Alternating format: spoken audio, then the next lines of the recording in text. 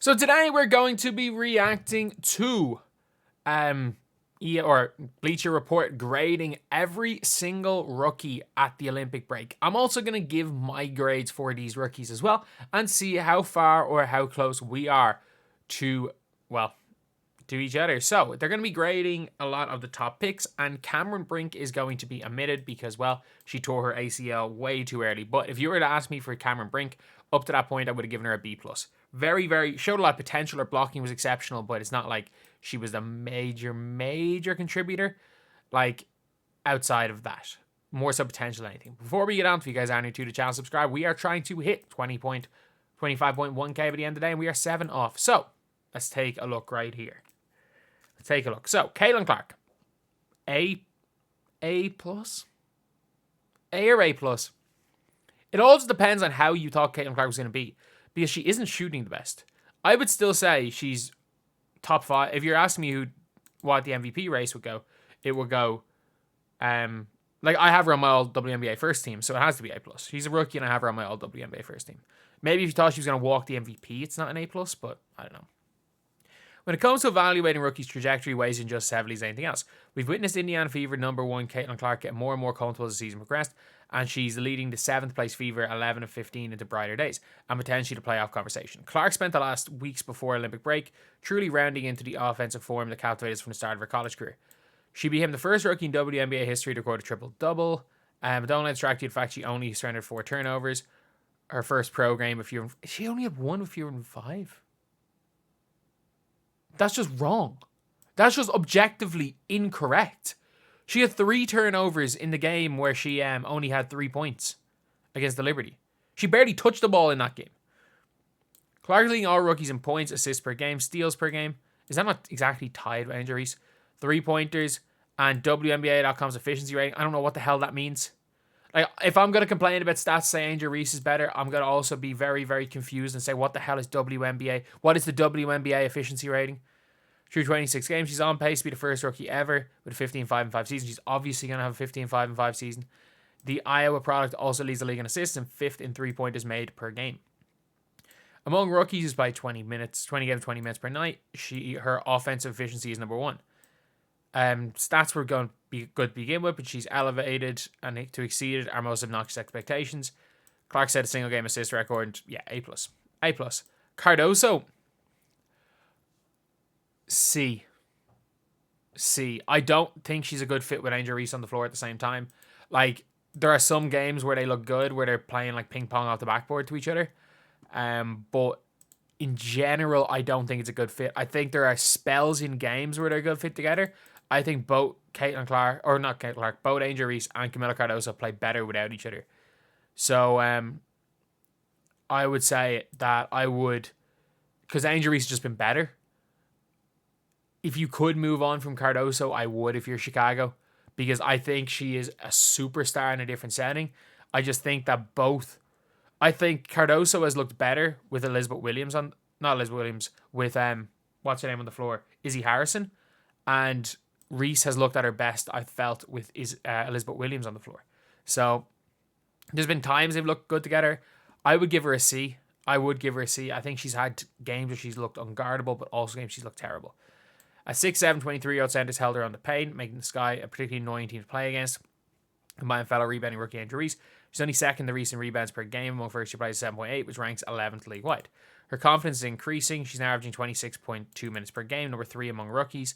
Despite missing the start of the season with a shoulder injury, she's back, and her efficiency rating is #3 per rookies. I think B+ is too high. I think, to be fair, they did say they're talking about trajectory, and that makes sense. But if we're purely judging them based on their rookie season, I think B+ might be a bit high.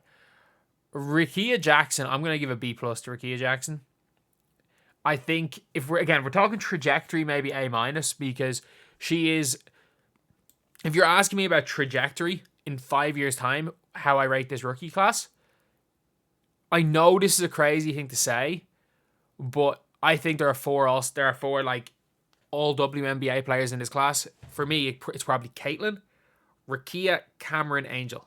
Like, long term, that would be my 4, but I do think all of them are going to make at least one WNBA team. One all WNBA team. Rickea Jackson, #4 pick, popping off with more minutes. And, like, He's averaging 11.4 points per game. And considering she was averaging like 7 points per game at one stage, she's really picked it up. Like, she is the best scorer in the rookie class, and that includes Caitlin Clark right now. She can play the 3, she can play the 4, she's got length. She can attack the basket well. She has the she is your like prototypical WNBA forward. Like the 3-4 hybrid, which like Breanna Stewart, your Nneka, those type of players. And I think A- is completely fine. I would go B+ if we're basing on this season, but long term, yeah, A- cool. Jacy Sheldon. Now you could go anywhere from D to B- for Jacy Sheldon, and I wouldn't complain. Because I actually think long term Jacy Sheldon is going to be really good. I think that she's going to be a really, really good player, but like she rode the bench for quite a lot of the season.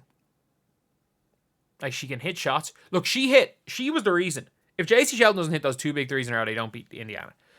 Like, she is a good player. She plays a bit of defense. She plays both ends. I think she's going to be a solid starter for a lot of her career.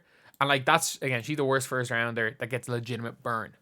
So I'd say, all in all, I would go B- maybe. I think, again, she's going to be a completely fine player. But she hasn't seen the court much. The number 5 pick has belonged in 20 minutes plus, or has logged 20 plus minutes in all but one game since June 15th. She's logged in at least 30 minutes in 4 of the last 5 outings. She's averaging 5.3 points, 2 boards, 1.8 assists. Numbers have significantly increased since taking a bigger role. There's room to grow and opportunity to do so. If she keeps up with the increased minutes, role, and shot attempts, we could see her emerge and becoming a larger part of this rookie conversation. As it stands, she fails to crack the fringe of the rookie of the year. Yeah, she's obviously not in the rookie of the year conversation. She's not even in the all-rookie team conversation. For me, it's Aaliyah Edwards. Like, you're looking at Aaliyah Edwards, Rickea Jackson, Caitlin Clark, Angel Reese, and one of Cardoso, Van Loo, and Fievich. Like, that's your all-rookie team. Like, she would be 8th at best. Like, I'd put her ahead of Kate Martin right now, but like, not by much.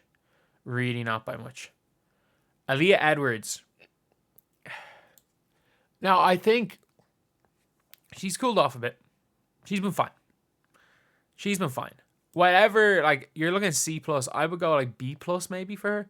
Like, if Rickea Jackson's a B-, I would go B+. UConn, and especially, again, because she was the 6th pick in the draft, you have to obviously rate that a little bit differently than if someone's the first pick. So easily B+, averaging 8.6, 5.9 boards per game. And that's the problem is like, her injury came at the worst time. Like, she was actually killing it before she got hurt, and as she was back to the bench, is averaging less points.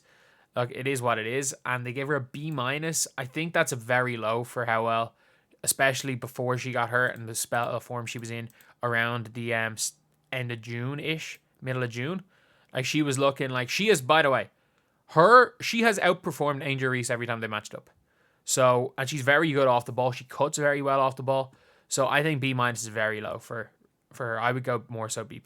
Angel Reese as the 7th, to get a perennial for someone who's going to be a perennial all-star at the 7th pick, if you give anything other than an A+ to Angel Reese, like,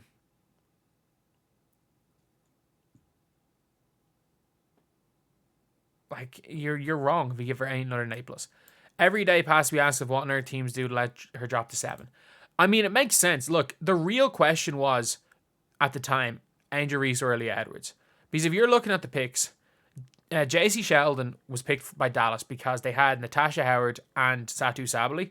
So if they were healthy, Angel Reese was coming off the bench for Dallas. At the 4th pick, look, if even in a redraft right now, I still think taking Rickea Jackson over Angel Reese is not a crazy take. Cardoso is the one thing, but then she's still at the sky anyway. Like, would you take Cardoso over Angel Reese? I don't know.